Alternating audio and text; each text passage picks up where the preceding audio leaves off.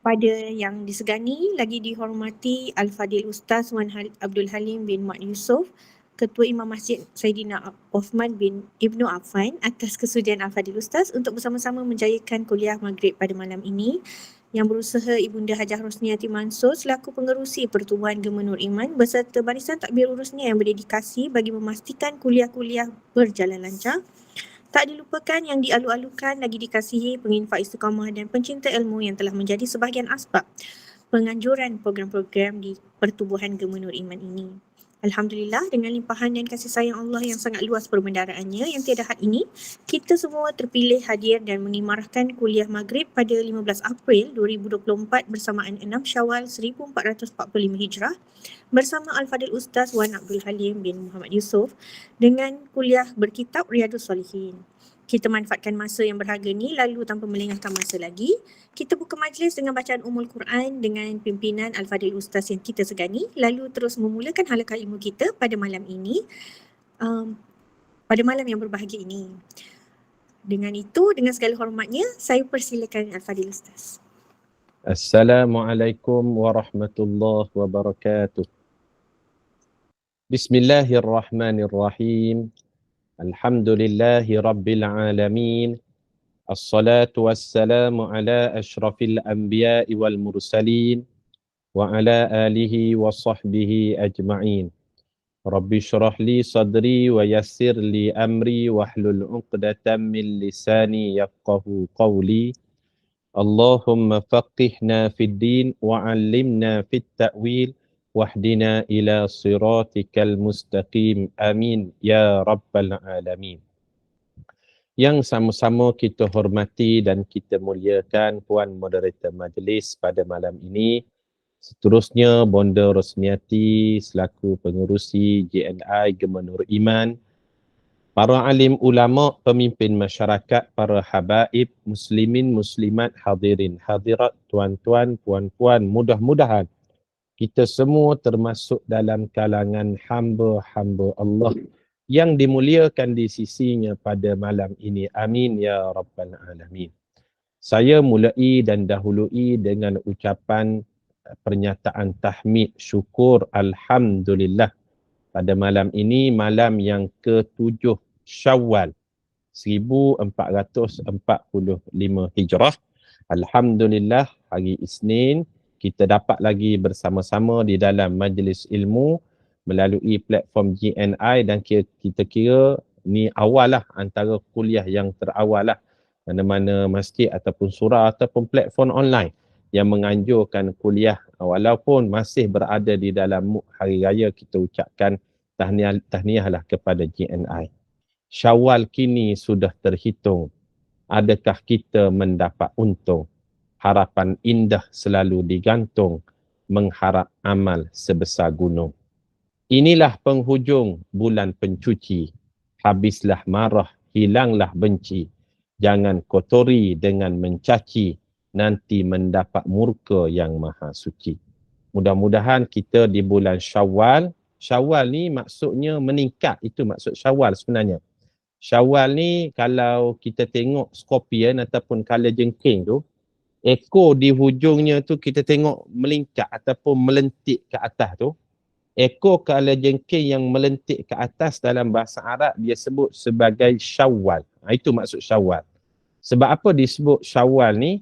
Kerana kita telah melalui madrasah Ramadan, maka amal kita, iman kita dia akan sepatutnya jadi meningkat berbanding bulan-bulan yang lain selain daripada bulan Ramadan itu sendiri. Dia akan meningkat bulan Syawal.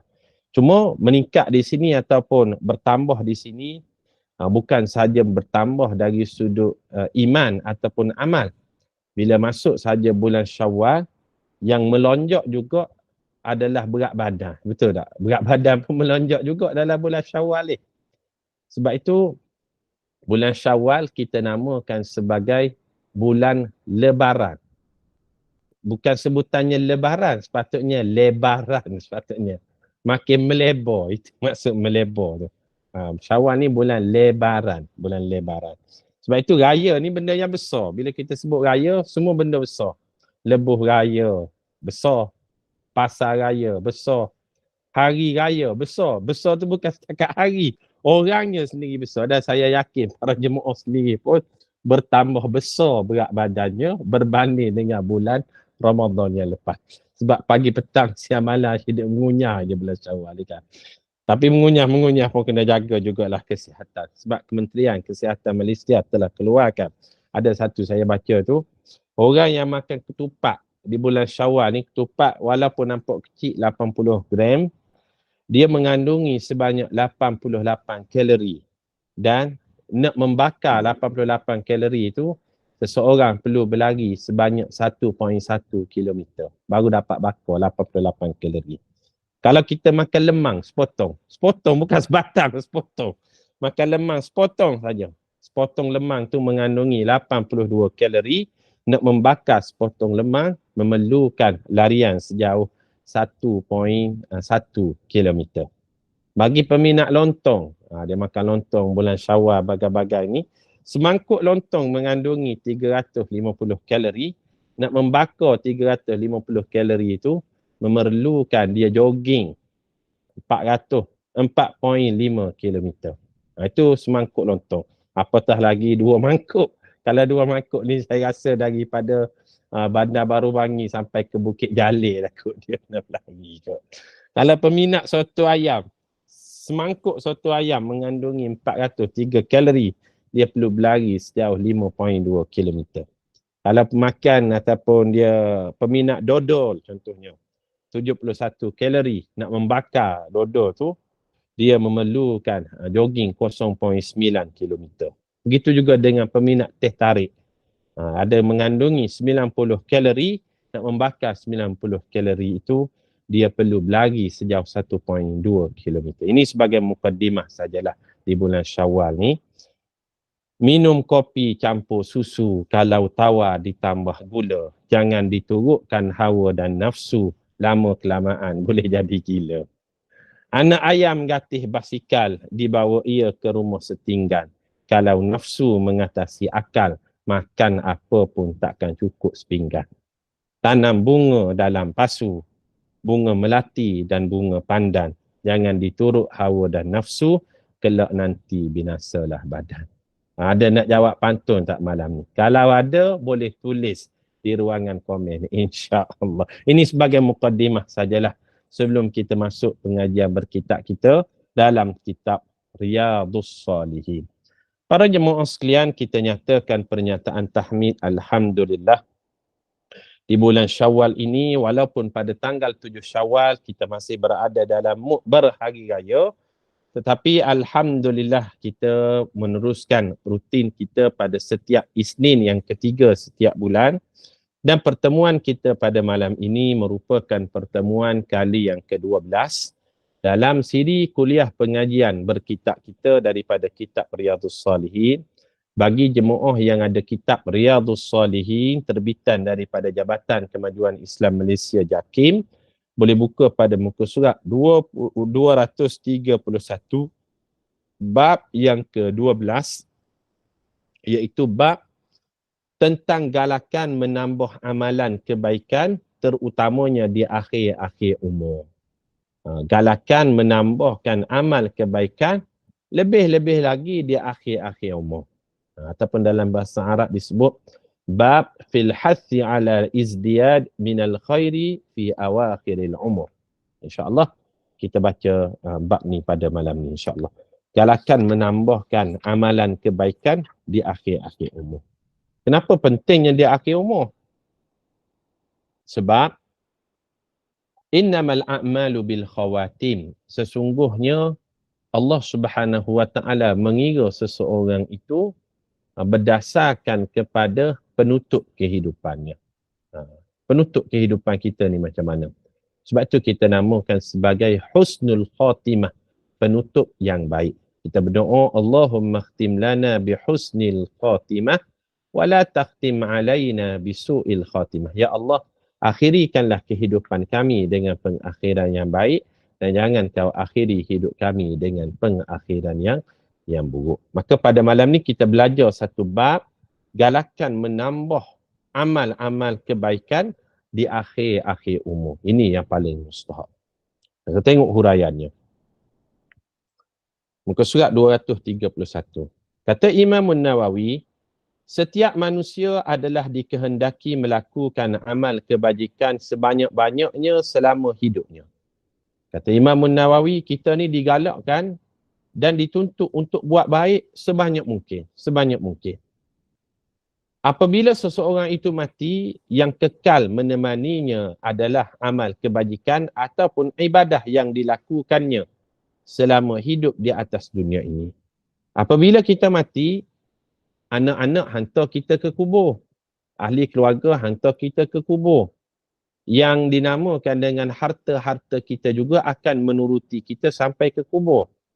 Tetapi mereka semua ini akan pulang. Anak-anak, keluarga kita, harta-harta kita akan balik.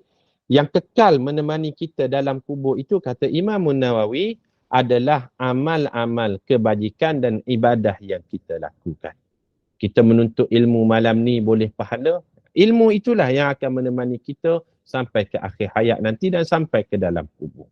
Yang lain semuanya kita akan tinggal. Ramai dah kita jumpakan.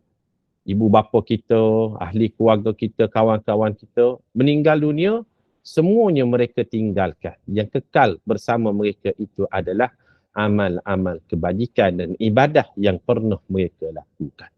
Maka kata Imam Nawawi, yang kekal itu yang menemani seseorang dalam kubur, amal kebajikan dan ibadah yang dilakukan. Oleh itu, setiap orang hendaklah berusaha untuk melipat gandakan amal soleh dan ibadahnya kepada Allah dari semasa ke semasa, lebih-lebih lagi dalam keadaan usia yang telah lanjut. Kata Imam Nawawi, setiap orang ni digalakkan dan mestilah berusaha untuk melipat gandakan amal soleh dia dan juga kebaikan dia. Sebelum dia meninggal dunia, lebih-lebih lagi ketika di hujung-hujung usia dia. Di hujung-hujung usia dia. Sebab itu Rasulullah sallallahu alaihi wasallam pernah pesan, "Irtanim khamsan qabla khamsin." Rebutlah 5 perkara sebelum datang 5 perkara. Para jemaah pernah dengar kan hadis ni kan? Rebut 5 perkara sebelum datang 5 perkara. Yang pertama, syababaka qabla haramika. Waktu muda sebelum datang waktu tua. Wasihhataka qabla saqamika. Waktu sihat sebelum datang waktu sakit. Waghinaka qabla faqrika. Waktu kaya sebelum datang waktu miskin. Yang keempat, wa faragaka qabla syughulika. Waktu lapang sebelum datang waktu sibuk. Dan yang kelima, kata Nabi sallallahu alaihi wasallam, wa hayataka qabla mautika. Rebutlah ketika mana masih hidup sebelum datangnya waktu meninggal dunia kelak. Kerana ramai orang yang sudah meninggal dunia, dia akan mengharapkan dihidupkan kembali, na'mal salihan fima tarak. Allah sebut mereka ini mengharapkan, ya Allah, kembalikanlah kami hidup di dunia, kami nak melakukan amal-amal soleh yang dahulunya kami tinggalkan. Maka dalam bab menambah amalan kebaikan ini, rebutlah sebelum datang 5 perkara yang sudah ada pada diri kita ni. Apa dia 5 perkara tadi? Kalau boleh kita catatkan di ruangan komen sikit sebagai perkongsian. Yang pertama apa dia? Ustaz jangan tanya-tanya. Ustaz kuliah je lah. Dia awak-awak lagi kat kita. Jangan tanya-tanya. Ustaz kuliah lah. 5 perkara. Yang pertama, siapa ingat? Yang pertama, kata Nabi SAW, waktu sihat sebelum waktu sakit. Waktu kaya sebelum waktu miskin. Waktu muda sebelum waktu tua. Waktu lapang sebelum waktu sibuk. Dan waktu hidup sebelum datangnya waktu mati. Sebab ramai orang mati, dia menyesal dan dia mengharapkan dihidupkan kembali. Kita baca dulu dalil daripada Al-Quranul Karim. Muka surat 231 dalam kitab Riyadhus Salihin ini. Allah Ta'ala berfirman, A'udzu billahi minasyaitonir rajim. Awalam nu'ammirkum ma yatadhakkaru fihi man tadhakkara wa ja'akumun nadhir. Surah Fatir ayat yang ke-37. Surah Fatir ayat yang ke-37. Maksudnya, Allah Subhanahu wa taala berfirman, bukankah kami telah lanjutkan umur kamu dan memberikan kepada kamu masa yang cukup untuk berfikir dan beringat kepada Allah oleh sesiapa yang suka berfikir dan beringat. Dan kamu pula telah didatangi oleh Rasul yang memberikan peringatan. Allah Subhanahu wa taala sebut, kami telah panjangkan umur kamu, kami telah beri macam-macam nikmat pada kamu, salah satunya nikmat sihat dan nikmat umur yang panjang supaya kamu beringat. Tetapi kenapa kamu tidak ingat juga? Ada orang diberi macam-macam nikmat oleh Allah, dia tidak mensyukuri nikmat, bahkan dia mendustakan nikmat. Dia dapat nikmat, dia tidak bersyukur, bahkan mendustakan nikmat. Makin jauh dia bila dia dapat nikmat kepada Allah. Dia dipanggil istidraj. Istidraj ni maknanya tangga. Dia diangkat oleh Allah dari satu tangga ke satu tangga, satu tangga ke satu tangga, lebih tinggi tangga daripada orang lain, sehingga tidak ada lagi tangga untuk dia naiki. Maka ketika itulah ia dinamakan istidraj. Bila tangga tidak ada lagi untuk dia naiki, dia akan jatuh ke bawah dalam keadaan dia lupa kepada Allah Subhanahu wa taala. Maka Allah sebut, aku dah beri kepada kamu nikmat, lanjutkan umur kamu, berikan kesihatan, kenapa kamu tidak berfikir dan beringat? Bukankah telah datang yang memberi peringatan kepada kamu tadi? Ini dalil yang pertama dari Al-Quran. Kita tengok dalil daripada hadis. Dalam bab galakan menambah amalan kebaikan di akhir-akhir umur. Hadis riwayat Imam Al-Bukhari, muka surat 231. An Abi Hurairah radhiyallahu anhu anin Nabi sallallahu alaihi wasallam qala. Baginda sallallahu alaihi wasallam bersabda daripada hadis riwayat Abu Hurairah. A'dzarullahu ila mri'in akhara ajaluhu hatta balagha sittina sanatan. Hadis sahih riwayat Imam Bukhari. Qala al-ulama ma'nahu lam yatruk lahu uzran idh amhalahu hadhihi al-muddah. Maksudnya daripada Abu Hurairah radhiyallahu anhu, Nabi sallallahu alaihi wasallam bersabda, Allah telah memberikan peluang kepada seseorang umat Nabi Muhammad dengan dilanjutkan usianya sehingga mencecah 60 tahun. Allah bagi peluang sampai 60 tahun. Hadis ni sahih riwayat Imam Bukhari. Dan memang biasanya umat Nabi Muhammad sallallahu alaihi wasallam ni, dia punya umur dia akan berada dalam jangka masa 60 ke 70 tahun lah kebiasaannya. Nabi sallallahu alaihi wasallam sendiri wafat ketika umur 63. Dia tak pergi jauh sangat. Umat Nabi Muhammad ni dia tak sebagaimana umat-umat Nabi yang lain. Abu Bakar As-Siddiq sendiri meninggal dunia juga umur 63 tahun.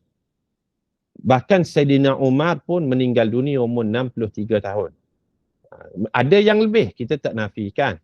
Ada yang Osman contohnya meninggal dunia umur 81 tahun. Tapi kebanyakannya di antara 60 ke 70 lah. Itu kesempatan yang Allah berikan kepada umat Nabi Muhammad sallallahu alaihi wasallam. Sebab ada satu hadis. Kata baginda sallallahu alaihi wasallam, a'maru ummati ma baina 60 was 70 wa aqalluhum man yajuzu dhalik. Umur-umur umat aku ni, kata baginda sallallahu alaihi wasallam, dia berada di antara 60 hingga 70 tahun. 60 hingga 70 tahun saja. Dan hanyalah sebilangan kecil sahaja yang mampu capai lebih daripada 70 tahun. Bukan tak ada, tapi sikit-sikit. Yang capai 60 tahun hingga 70 tahun ni ada, tapi yang lebih 70 tahun ni sikit. Oleh sebab itu kalau kita belajar dalam bab umur ni, dia ada panggil satu istilah. Orang yang berumur 60 tahun ke atas, kita sebut mereka ni golongan apa dia? golongan warga emas. Pernah dengar tak? Disebut sebagai gold generation. Generasi emas. Generasi emas. Tetapi dia ada satu lagi istilah dan saya yakin tuan-tuan pun mungkin hari ni baru dengar kot. Orang yang berumur 90 tahun hingga 99 tahun. Dia ada satu istilah, mereka disebut sebagai golongan nonagenarian. Mungkin tuan-tuan jarang dengar kot. Sebab jarang orang yang umur 90 tahun ni. Dia istilah dia, orang yang berumur 90 hingga 99 tahun ni, dia ada satu istilah disebut nonagenarian. Itu istilah dia. Bagi orang yang berumur 100 tahun hingga 109 tahun, mereka ni dikenali sebagai golongan centenarian. Dan bagi orang yang berumur 110 tahun dan ke atas, mereka dikenali sebagai super centenarian. Dia ada satu dalam bab umur ni, dia pengkelasan umur. Biasa kita dengar 60 tahun ke atas tu kita klasifikasikan golongan gold generation, generasi emas ataupun warga emas. Tapi 90 hingga 99 dia tak sebut warga emas lagi tak. Dia sebut nonagenarian. 100 tahun hingga 109 centenarian. 110 dan ke atas dia panggil super centenarian. Umat Nabi Muhammad dia antara 60-70. Yang lebih tu ada tapi sikit. Walaupun kita tak nafikan ada orang sekarang ni dia jaga gaya hidup dia kan.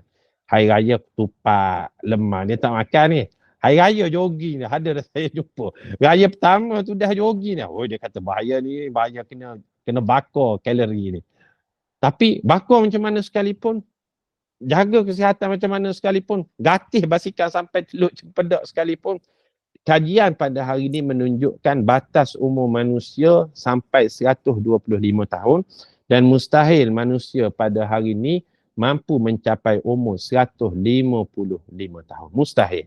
Walaupun dia buka puasa hanya minum air kosong saja, tak minum gula, tak makan nasi, makan sayur saja sekalipun, mustahil umurnya terlampau panjang. Itu dalam bab umur lah. Ada satu lagi saya nak kongsikan. Seronok bila kita bicarakan pada malam ni dalam bab galakan mengerjakan amal ibadah di akhir-akhir usia. Umur umat Nabi Muhammad umurnya tak panjang sangat. Dia di Malaysia ni dia ada satu kajian para jemaah sekalian. Dia panggil life expectancy. Mungkin kita kali pertama dengar kot. Life expectancy ni dia merujuk kepada the number of years a person can expect to live. Iaitu umur yang berkualiti seseorang itu hidup. Maknanya kalau dia berada pada lingkungan umur ni, kesihatan dia masih okey lagi lah. Kalau kita di Malaysia, kita berada di ranking 71 dalam World Life Expectancy Index. Bagi kaum lelaki, umur yang kesihatan berkualiti, umurnya bagi kaum lelaki 73.2 tahun. Bagi kaum wanita, umurnya 77.6 tahun. Kalau kita jumpa orang lelaki umur 73.2 tahun tu, sepatutnya sihat lagi lah dia, sihat lagi. Indeks dia begitu. Dan kalau bagi kaum wanita, umurnya 77.6 tahun tu, sihat lagi. Kalau lebih daripada tu, biasanya tak sihat dah. Purata life expectancy kita di Malaysia ni 75.4 tahun. 75.4 tahun. Jika nak dibandingkan dengan Nabi-Nabi yang lain, umat-umat Nabi yang lain, umur umat Nabi Muhammad ni dia antara terpendek sebenarnya para jemaah sekalian. Sebab umur umat dia akan mengikuti umur Nabi dia. Dia kaedahnya begitu. Umur umat dia akan mengikuti umur Nabi dia. Sebagai contoh sajalah. Kita tengok berdasarkan sejarah. Nabi Adam alaihissalam umurnya boleh mencecah sehingga lebih 1000 tahun Nabi Adam. Nabi Idris alaihissalam umurnya mencecah 865 tahun. Nabi Nuh dalam Quran Allah sebut umurnya mencecah 950 tahun. Nabi Hud umurnya 464 tahun. Nabi Ibrahim 200 tahun. Nabi Ismail 137 tahun. Nabi Ishaq 180 tahun. Nabi Yaqub 137 tahun. Nabi Yusuf 110 tahun. Nabi Ayub 93 tahun. Nabi Musa 120 tahun. Nabi Harun 122 tahun. Nabi Daud 100 tahun. Nabi Isa ketika dia diangkat ke langit, dan masih hidup Nabi Isa sampai ke malam ni. Nabi Isa masih hidup sampai ke malam ni. Ketika Nabi Isa dia diangkat ke langit, umurnya ketika tu 33 tahun. Dan masih hidup sampai ke hari ini bermaksud umur Nabi Isa telah mencecah lebih daripada 1000 tahun. Nak menunjukkan umat-umat Nabi yang lain, kesempatan ibadat mereka tu lama. Tetapi umat Nabi Muhammad, umur kita pendek, maka kita digalakkan untuk melipat gandakan yang dinamakan dengan amal ibadah dan amal soleh itu tadi. Ada satu lagi kajian, saya seronok nak share bab umur ni para jemaah sekalian. Kebetulan malam ni kita bicarakan bab galakan melakukan amal soleh di hujung-hujung usia. Ada satu kajian dibuat. Orang yang berumur 60 tahun pada hari ini, tanpa dia sedari, dia hanya melaksanakan solatnya yang fardu hanyalah setahun lebih sahaja daripada umur dia.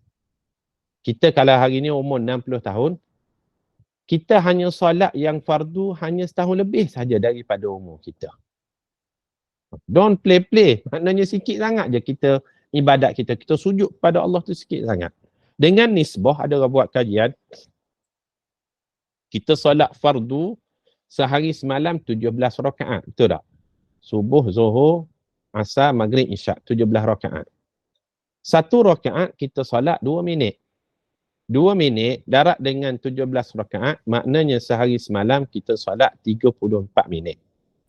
Seminggu ada 7 hari. 34 minit darat 7.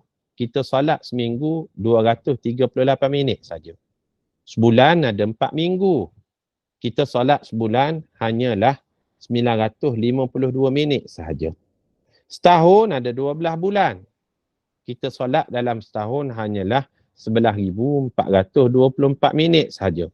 Bila ditukar dalam bentuk jam, maknanya dalam setahun kita hanya solat 190.4 jam saja setahun kita solat. Dan bila tukar dalam bentuk hari, setahun kita hanya solat 7.93 hari setahun saja kita solat. Andai umur kita hari ni 60 tahun, kita tolak 10 tahun sebelum akhir balik, balance umur kita 50 tahun.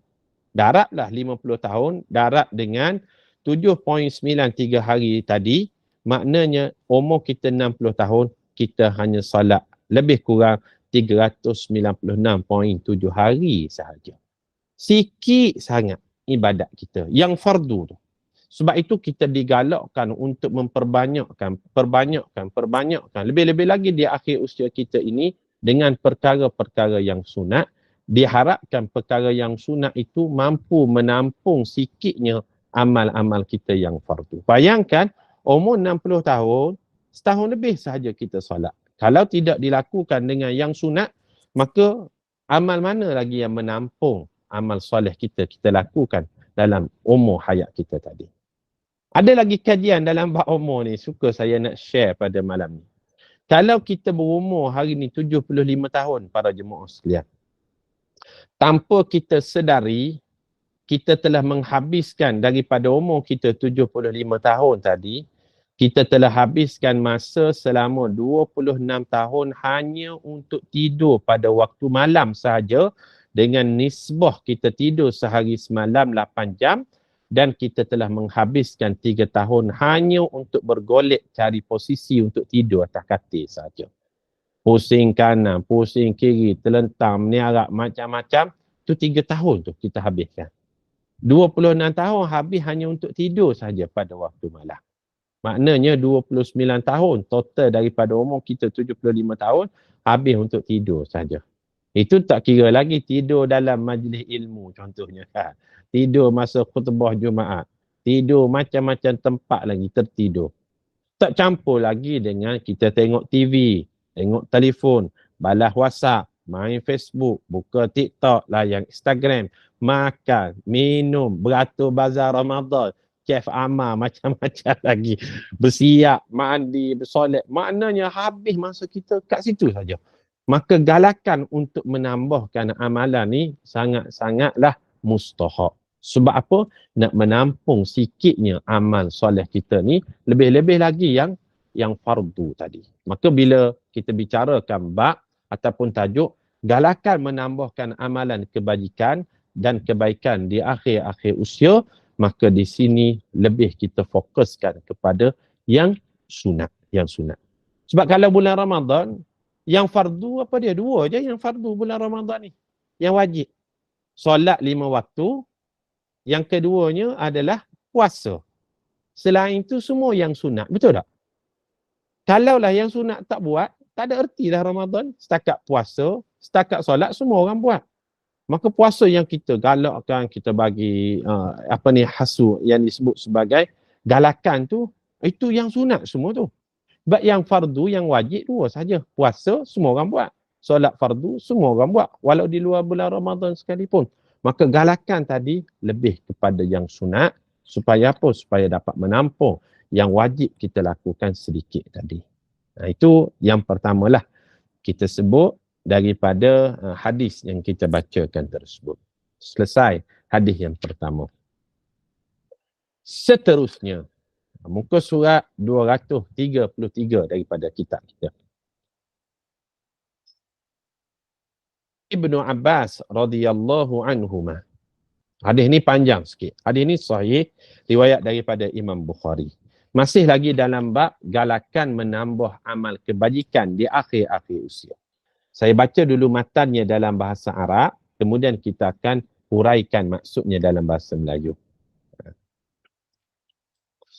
An Ibni Abbas radhiyallahu anhuma qala kana Umar radhiyallahu anhu yudkhiluni ma'a asya'i badrin faka'anna ba'dahum wajada fi nafsihi faqala lima yadkhulu hadha ma'ana walana abna'un mithluh faqala Umar innahu min haitsu alimtum fada'ani dhata yawmin fa'adkhalani ma'ahum fama ra'aitu annahu da'ani yawma idhin illa liyurayahum qala ma taquluna fi hadhihi qawlillah idza jaa nasrullahi wal fath faqala ba'duhum umirna nahmadullah wa nastaghfiruhu idza nusirna wa futiha alaina وسكت بعضهم فلم يقل شيئا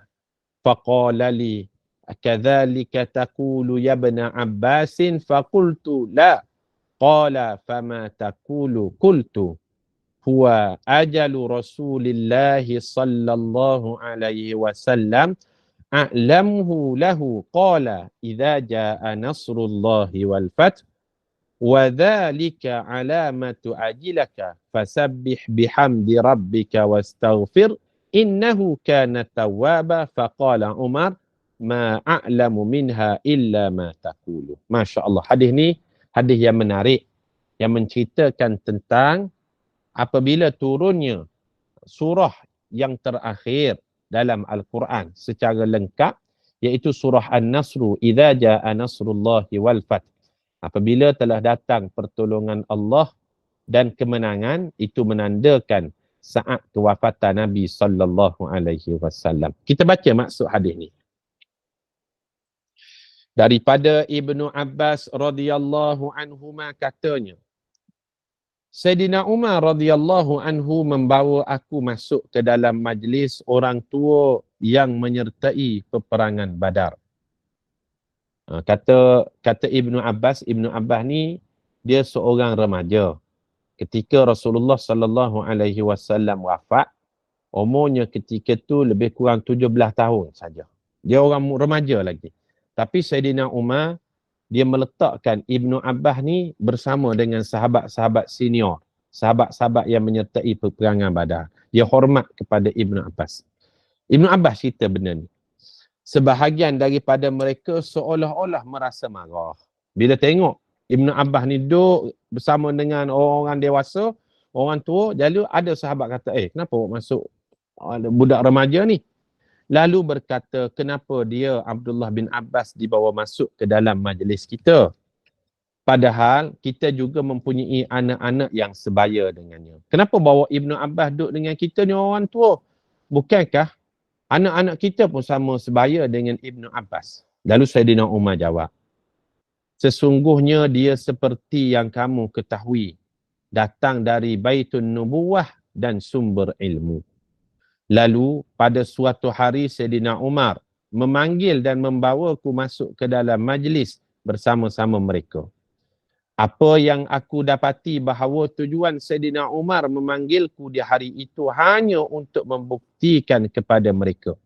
Sayyidina Umar bertanya, apa pendapat kamu semua mengenai firman Allah Subhanahu wa taala, "Idza jaa nasrullahi wal fath"? Sebahagian daripada mereka menjawab, kita diperintahkan untuk memuji Allah dan memohon keampunan setelah kita diberi pertolongan dan kemenangan. Bila ditanya oleh Sayyidina Umar, apa pendapat kamu bila turunnya ayat idza jaa nasrullahi wal fath? Sahabat-sahabat lain kata, oh itu menandakan kita telah mendapat kemenangan. Allah Ta'ala dah tolong kita. Sebahagian daripada mereka diam, tidak berkata apa-apa. Lalu Sayyidina Umar berkata kepadaku, iaitu Ibnu Abbas, adakah engkau berpendapat semikian wahai Ibnu Abbas? Lalu Ibnu Abbas jawab. Lalu aku menjawab, tidak. Sayyidina Umar bertanya, apa pendapat kamu? Aku menjawab, firman Allah tersebut adalah menunjukkan ajal Rasulullah sallallahu alaihi wasallam diberitahu oleh Allah kepada baginda. Seterusnya Ibnu Abbas menambah, seolah-olah Allah berfirman, apabila datang pertolongan dan kemenangan Allah, yang demikian itu adalah tanda bagi ajal kamu juga. Oleh itu, hendaklah kamu bertasbih, bertahmid dan beristighfar. Sesungguhnya Allah Maha Pengampun. Sayyidina Umar berkata, sesungguhnya aku tidak tahu daripada ayat ini melainkan apa yang engkau katakan. Subhanallah. Hadis ni sahih. Riwayat daripada Imam Al-Bukhari. Apa pengajaran daripada hadis ini? Yang pertama, jangan kita merendah-rendahkan orang yang umurnya kurang daripada kita. Itu pengajaran yang pertama. Jangan merendah-rendahkan orang yang mungkin muda daripada kita. Lalu kita rasakan kita mungkin lebih berpengalaman, berilmu, lebih makan garam daripada orang lain. Sedangkan mungkin orang yang lebih muda daripada kita tu dia tidak menunjukkan keilmuan dia. Sebagaimana dalam hadis ni kita tengok, bila Sayyidina Umar, dia bawa Ibnu Abbas ataupun namanya Abdullah bin Abbas yang berumur 17 tahun, duduk dalam majlis bersama dengan sahabat-sahabat yang senior. Ada sahabat yang senior yang lebih berusia ni dia macam tak selesa. Kenapa awak bawa budak-budak ni? Dia kan remaja lagi, dia ni peringkat anak kita. Sayyidina Umar kata, don't play-play dengan Abdullah bin Abbas. Awak jangan main-main. Dia ni bukan macam budak-budak lain. Dia ni Rasulullah sallallahu alaihi wasallam pernah doakan kepada dia ilmu takwilan Al-Quran. Dan pengajaran yang kita dapat daripada hadis ni, Sayyidina Umar test sahabat-sahabat yang senior. Apa awak punya takwilan bila turunnya ayat idza jaa nasrullahi wal fath? Sahabat-sahabat yang senior bagi tahu, oh itu menandakan Allah Ta'ala telah tolong kita. Allah Ta'ala dah bagi kemenangan kepada agama Islam. Lalu Sayyidina Umar tanya pada Abdullah bin Abbas, apa awak punya pendapat dengan ayat idza jaa nasrullahi wal fath? Telah datang kemenangan dan pertolongan Allah. Kata Ibnu Abbas, saya punya pandangan, point of view, itu menandakan saat kewafatan Rasulullah sallallahu alaihi wasallam sudah pun hampir. Ini luar biasalah kalau kita tengok takwilan daripada Ibnu Abbas radhiyallahu anhu. Dia melihat dari sudut yang berbeza, iaitu bila datang pertolongan Allah saat kewafatan Nabi sallallahu alaihi wasallam sudah pun sampai. Itu hadis yang menceritakan kepada kita betapa takwilan Ibnu Abbas ni luar biasa kerana dia pernah mendapat doa daripada baginda, Allahumma faqihu fid din wa 'allimhu fit ta'wil. Ya Allah, berilah kefahaman agama kepada Ibnu Abbas dan ajarlah kepada dia ilmu takwilan Al-Quran. Okey, itu hadis yang kedua.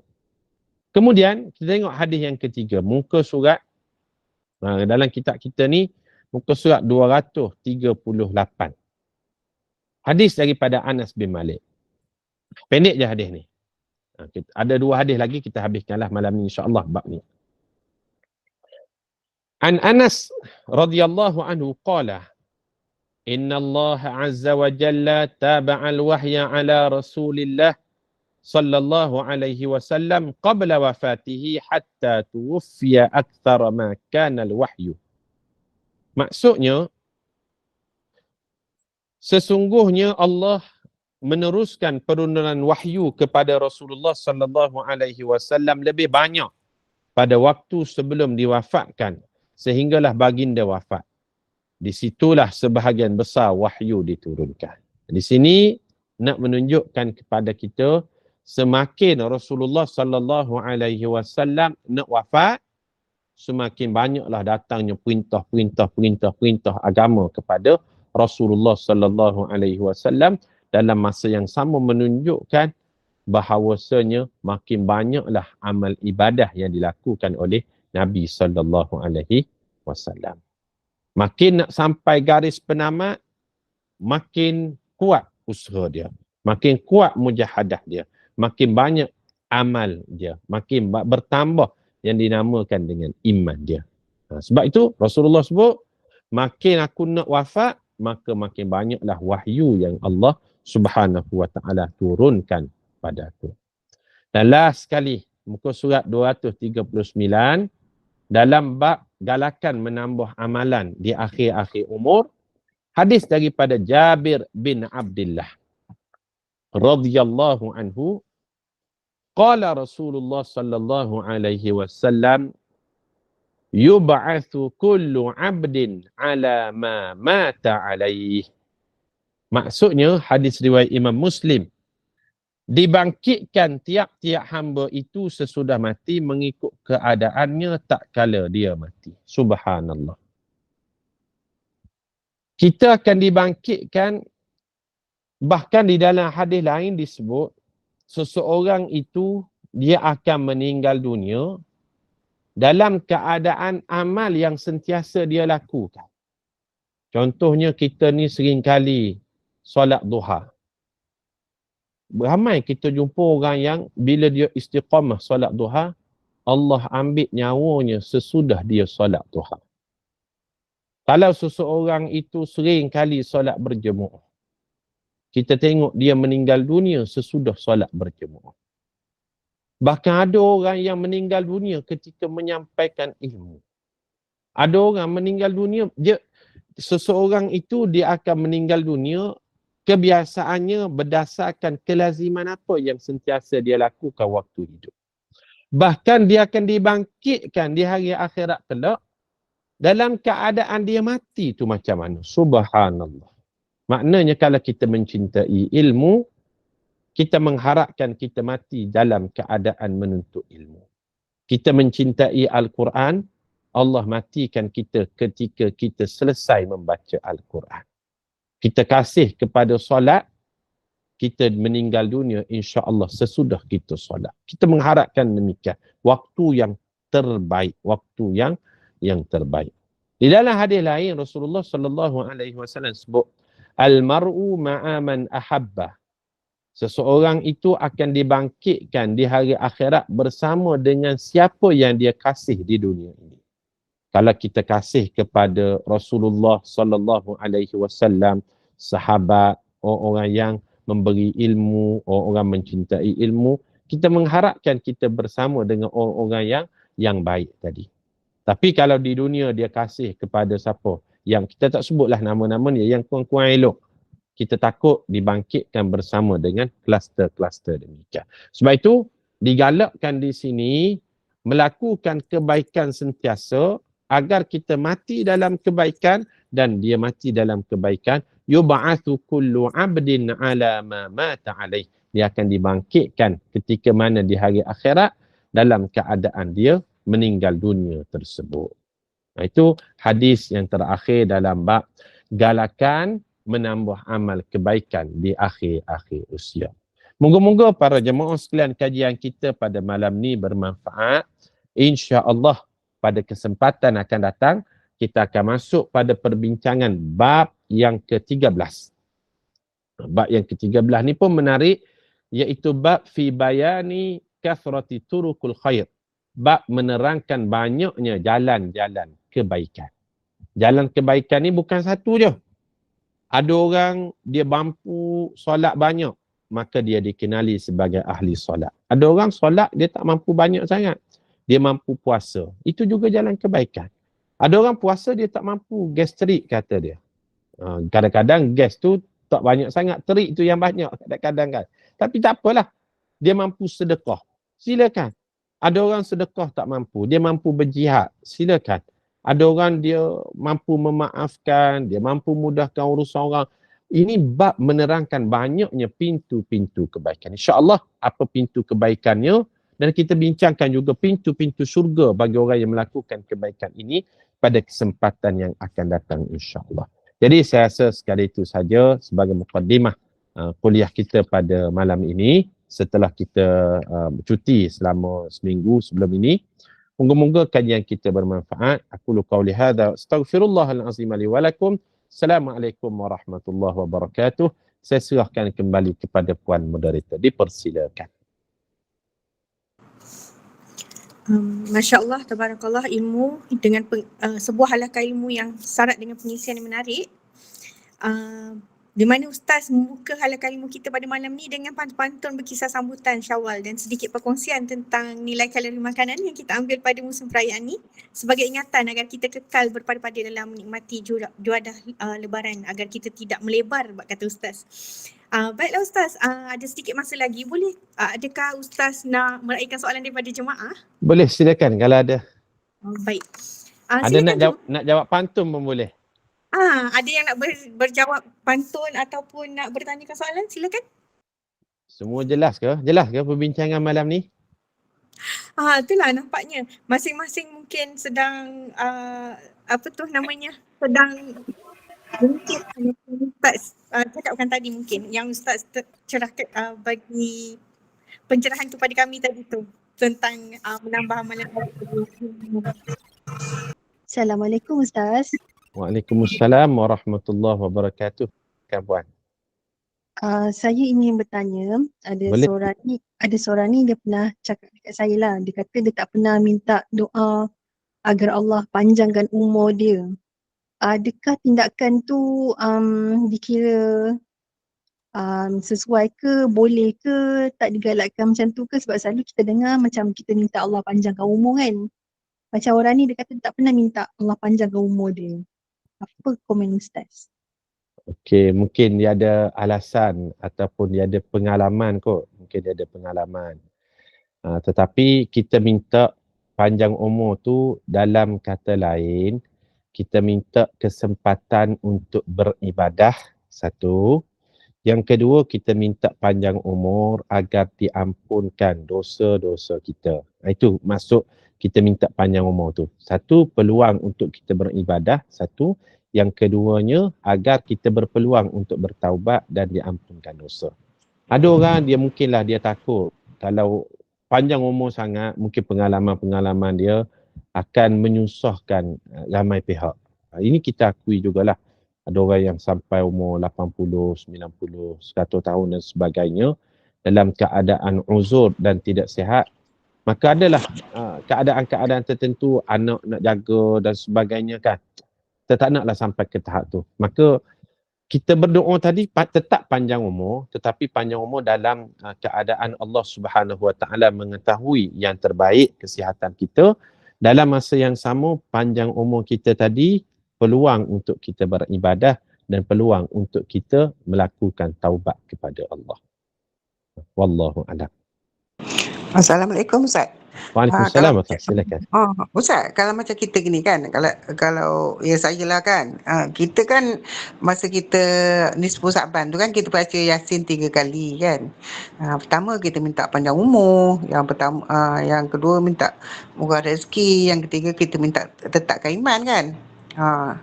Yalah itu memang tiap-tiap tahun kita buat amalan kan.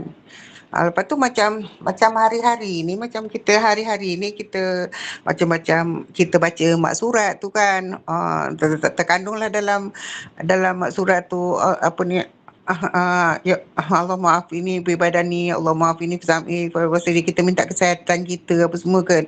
Ya, jadi macam kita baca hari-hari macam tu, itu boleh memberi pengaruh ke Ustaz dalam hidup kita Ustaz? Okey, boleh memberi pengaruh dalam takdir maksudnya.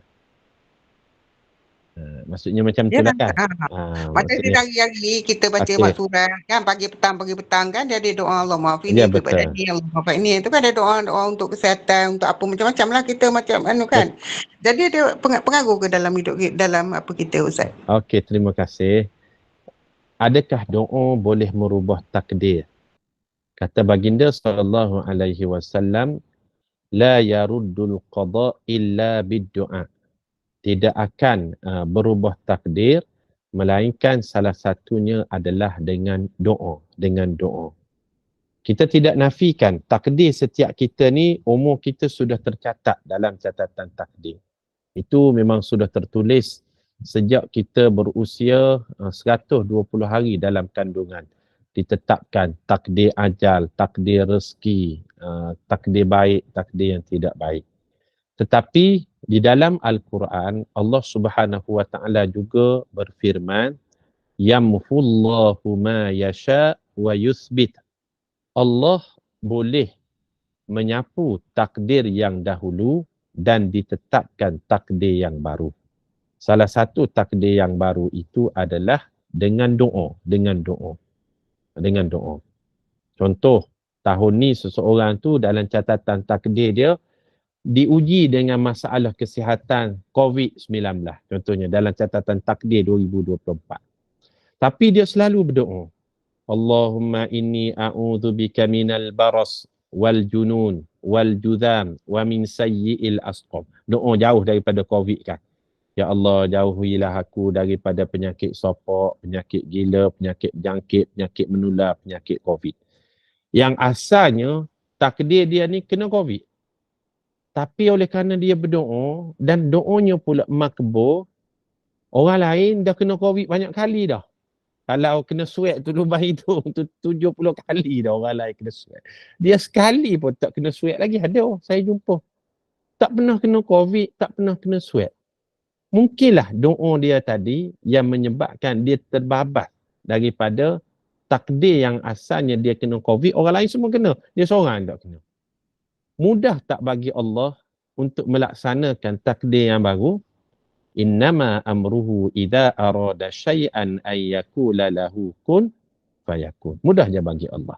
Sebab kita tidak tahu takdir apa yang telah tertulis atas diri kita, maka kita digalakkan untuk banyak-banyak berdoa dengan doa-doa yang baik. Mudah-mudahan takdir itu berubah dengan doa yang baik tadi, ditetapkan takdir yang baru. Wallahu a'lam. Moga-moga menjawab. Jelas Puan Siti? Terima kasih Ustaz. Sama, alhamdulillah.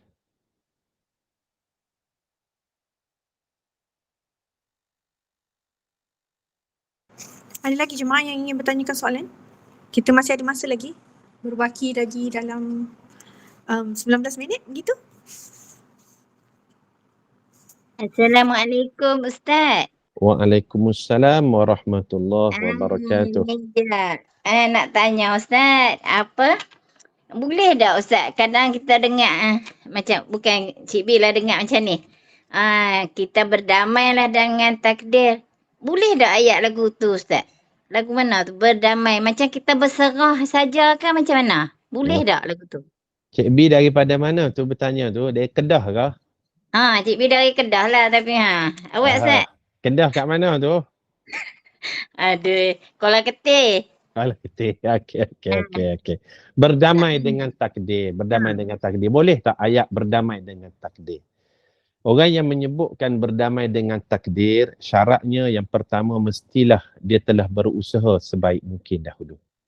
Berusaha. Mesti adanya al-kasbu. Menurut ahli sunnah wal jamaah, kita yang berpegang dengan pegangan ahli sunnah wal jamaah tidak boleh sewenang-wenangnya berserah kepada takdir semata-mata tanpa usaha. Mesti ada usaha. Kenapa awak dapat semua E SPM ni? Oh, saya sudah berdamai dengan takdir. Takdir saya semua E. Itu salah. Kena berusaha dahulu. Berusaha. Itu yang pertama. Yang kedua, sebelum berdamai dengan takdir, selain daripada usaha, perlu berdoa. Perlu berdoa. Setelah berusaha, setelah berdoa, lalu dia hendaklah bertawakal kepada Allah. Bertawakal kepada Allah. Ini 3 syarat dia sebelum berdamai dengan takdir. Usaha sudah, doa sudah, tawakal pun sudah. Katakanlah takdir yang berlaku tidak mengikut kehendak dia, maka hendaklah dia berhusnuzan dengan takdir tadi. Bersangka baik dengan takdir yang berlaku. Macam mana kita berhusnuzan ataupun bersangka baik ataupun berdamai dengan takdir tadi? Kita baca ayat Al-Quran. Asa an tuhibbu syai'an wa huwa syarrul lakum. Wa asa an takrahu syai'an wa huwa khairul lakum. Boleh jadi apa yang berlaku itu tidak baik bagi awak, tetapi elok di sisi pandangan Allah. Boleh jadi yang berlaku itu awak tak nak, tetapi benda tu baik bagi awak. Itu maksud berdamai dengan takdir. Kita melihat dari sudut positif apa yang berlaku tu, setelah kita berusaha, berdoa, bertawakal, kemudian kita husnuzan, berhusnuzan. Dan kita yakinlah, la yukallifullahu nafsan illa wus'aha. Allah tidak akan membebani seseorang, melainkan kita, sesungguhnya kita mampu untuk menanggungnya. Ayat ni nak memberi semangat kepada kita, walau berat macam mana sekalipun, Allah bagi satu sudut yang positif. Awak berusaha sungguh-sungguh sudah, berdoa sudah, bertawakal sudah, berhusnuzan, dan yakinlah awak mampu menampung ataupun menanggung ujian tersebut. Wallahu a'lam. Ustaz, satu lagi saya nak tanya Ustaz, boleh? Boleh. Ada yang mengatakan macam menghubungkan silaturahim boleh memanjangkan umur. Ada pula yang mengatakan banyak sedekah boleh memanjangkan umur. Tu macam mana tu Ustaz? Okey, soalan yang baik dari Puan Siti. Dari mana Puan Siti? Kedah juga ke? Tak, saya kat Johor Ustaz. Orang Johor. Johor kat mana tu? Kat Lakin. Lakin. Okey. Dua lah saya nampak tadi soalannya. Yang pertama, ada orang cakap menghubungkan silaturahim memanjangkan umur. Yang kedua soalannya, sedekah memanjangkan umur. Apa maksudnya? Ulama membahaskan hadis ini. Hadis ni hadis sahih riwayat Imam Bukhari. Maksud hadis ni dan matannya, man ahabba an yubsata lahu fi rizqihi wa yunsa'alahu fi atharihi falyasil rahimahu. Sesiapa yang nak umurnya panjang ataupun rezekinya luas, maka sambunglah silaturahim. Umur panjang dengan sambung silaturahim. Apa maksud hadis ni? Maksud dia dua. Yang pertama, dari sudut hakiki. Dari sudut hakiki ni, tidak mustahil bagi Allah memanjangkan orang yang menghubungkan tali silaturahim walaupun catatan takdir umurnya sudah tertulis. Boleh je bagi Allah. Oleh kerana orang ni baik, asalnya dia ni meninggal dunia umur 60. Tapi dia anjakkan sikit jadi umur 63 tahun. Sebab apa? Ramai pakak doakan dia. Dan doa jangan main-main. Sebab itu kita tengok umur raja-raja Melayu, sultan-sultan Melayu semuanya panjang-panjang. Betul tak? Semuanya panjang-panjang. Sebab apa? Tiap-tiap minggu orang duk mengaminkan doa, ya Allah lanjutkanlah umur sultan sekian. Sebab itu kita tengok umur sultan ni jarang bawah 60 tahun. Biasanya lebih 70 tahun. Sebab apa? Doa. Itu dari sudut hakiki. Yang kedua, dari sudut kiasan. Menghubungkan silaturahim ataupun bersedekah memanjangkan umur ni dari sudut kiasan, kerana orang yang menghubungkan silaturahim ataupun banyak bersedekah, walaupun dia sudah meninggal dunia, orang akan sebut-sebut namanya dan kebaikannya seolah-olah dia masih hidup. Faham tak? Dia dah meninggal dunia 10 tahun yang lepas. Tetapi setiap kali hari raya je, orang akan ingat, Allah, Haji Hussein ni, kalau dia ada, dialah yang sponsor kita buka puasa ni di masjid ni. Orang duk sebut-sebut namanya seolah-olah dia ni masih hidup. Sedangkan dia sudah meninggal dunia 10 tahun yang lepas. Oh, Haji Hussein ni lah yang sponsor pada masjid kita ni. yang bagi makan buka puasa pada masjid kita ni, orang sebut namanya seolah-olah dia masih hidup, itu bermakna kiasan kepada umur yang panjang.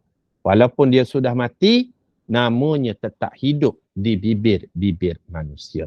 Maka maksud menghubungkan silaturahim, bersedekah menyambung silaturahim, dua maksudnya. Sama ada dari sudut hakiki, tidak mustahil bagi Allah memanjangkan umur kerana orang ramai mendoakan dia. Yang kedua, dari sudut kiasan, dia sudah meninggal dunia tetapi seolah-olah namanya disebut-sebut seperti dia masih hidup pada hari ini. Wallahu alam. Menjawab tak persoalan Puan Siti? Dari Lakin Johor Ustaz tadi. Terima kasih Ustaz. Alhamdulillah, sama-sama. Baik Ustaz, saya rasa bolehlah kita tutup majlis ni. Boleh, Ustaz. insyaAllah. Alhamdulillah, usai sebuah pengajian tentang galakan menambah amalan baik pada akhir umur yang syarat dengan pengisian, bila Ustaz menyelitkan kajian-kajian sains dan perbandingan antara zaman umat Nabi Muhammad SAW dengan umat-umat terdahulu, ada sedikit kajian ilmu hisab di mana Ustaz mengira bahawasanya hanya sedikit saja waktu beribadat yang kita lakukan. Semoga dengan perkongsian dan penerangan yang Al-Fadil Ustaz telah berikan tadi, akan menatijahkan sebuah galakan yang mengesankan agar kita menambahkan dan meningkatkan ibadah bertepatan dengan bulan Syawal, iaitu bulan meningkatkan sebagaimana yang Ustaz berikan pencerahan tadi. Jazakallahu khairan buat Al-Fadil Ustaz Wan Abdul Halim bin Wan Yusof atas sebuah pencerahan ilmu yang sangat padat pengisiannya, lagi menarik. Semoga bermanfaat buat kami para hadirin pada malam berbahagia ni. Terima kasih juga buat Mujahadah Ustaz menyediakan dan menyampaikan ilmu kepada kami pada masa-masa perayaan ini. Jazakumullahu khairan kathira buat para hadirin pencinta ilmu yang dirahmati Allah sekalian. Semoga kita sentiasa disenari nur ilahi agar kita tetap beristiqamah dan tetap merindui majlis-majlis ilmu Allah seumpama ini. Tak dilupakan yang sering didoakan penginfak istiqamah yang budiman. Semoga Allah lipat gandakan ganjaran atas harta yang kalian belanjakan ke arah jalan dakwah di platform Google Meet Gema Nur Iman ini. Diberikan keafiatan dan keberkatan umur dan harta. Amin ya rabbal alamin. Akhir sekali namun dekat di hati, jazakumullahu khairan buat Ibunda Rosniati dan juga barisan kepimpinan pertubuhan Gema Nur Iman atas mujahadah kalian bagi memastikan penganjuran dan pengurusan kuliah-kuliah berjalan lancar, juga memastikan dan menyediakan platform ulang siar di YouTube sebagai wadah ulang siar atau rakaman khusus buat jemaah sekalian.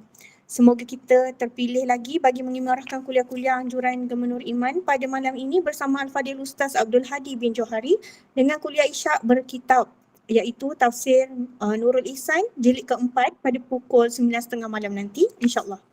Hadirin juga boleh merujuk maklumat kuliah atau program di grup WhatsApp, channel WhatsApp, Telegram dan Facebook Gema Nur Iman. Saya Adik Irma binti Sukir, moderator bertugas, memohon maaf atas salah silap, hilaf atas kelemahan diri saya sendiri secara pribadinya, dan juga saya mewakili pihak pengurusan dan takbir urus Pertubuhan Gema Nur Iman ingin memohon maaf atas segala kelemahan dalam penganjuran dan juga pengurusan kuliah-kuliah di platform Google Meet ini. Saya dengan penuh rasa hormat ingin mempersilakan Al-Fadil Ustaz Wan Abdul Halim Yusof bagi memimpin bacaan tasbih kafarah dan suratul As bagi menutup halaqah ilmu kita pada malam ini. Akhir kalam dari saya, selamat Hari Raya Aidilfitri, maaf zahir dan batin, wabillahi taufiq wal hidayah. Assalamualaikum warahmatullahi wabarakatuh. Dan kita tangguhkan dengan kafaratul majlis dan suratul Asr. Subhanakallahumma wa bihamdika nashhadu an la ilaha illa anta nastaghfiruka wa natubu ilaih. Bismillahirrahmanirrahim. Wa innal insana lafi khusr illa alladhina amanu wa amilus salihat wa tawasaw bil haqqi wa tawasaw bis sabr. Terima kasih kepada puan moderator dan seluruh staf kepimpinan GNI. Salam Lebaran, selamat Hari Raya Aidilfitri. Assalamualaikum warahmatullahi wabarakatuh.